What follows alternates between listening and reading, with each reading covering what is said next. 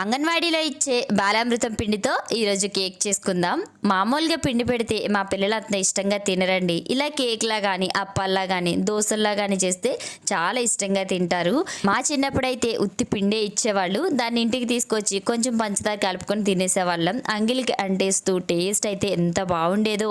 మీ చిన్నప్పుడు ఉప్మా బడిలో ఉప్మా పెట్టేవాళ్ళ లేదా అంగన్వాడీ పిండి ఇచ్చేవాళ్ళ? కామెంట్ చేసేయండి. 2 కప్పుల బాలామృతం పిండిలోకి అరకప్ వరకు పంచదార వేసి మెత్తగా మిక్సీ పట్టేసుకోవాలి. ఇప్పుడు దాన్ని ఒక బౌల్లోకి తీసుకొని అరకప్ వరకు పాలు, అరకప్ వరకు పెరుగు, కొంచెం వంట సోడా, కొంచెం బేకింగ్ సోడా, అరకప్ వరకు నెయ్యి వేసి బాగా కలుపుకోవాలి. కేక్ మౌల్డ్కి నెయ్యి కానీ నూనె కానీ రాసి కొంచెం పిండిని చల్లేసి డస్టింగ్ చేసుకొని ఉంచుకోవాలి. ఇప్పుడు కలిపి పెట్టుకున్న బ్యాటర్ అంతా కూడా ఈ కేక్ మౌల్డ్లోకి వేసేసి అడుగు మందంగా ఉండే ప్యాన్లో ఒక ట్రే పెట్టేసి దాంట్లోకి ఈ కేక్ మౌల్డ్ని పెట్టేసి ఒక 15 to 20 మినిట్స్ పాటు మీడియం ఫ్లేమ్లో బేక్ చేసుకుంటే మనకి బాలామృత పిండితో సాఫ్ట్ అండ్ స్పంజీ కేక్ అయితే రెడీ. ఏదైనా సరే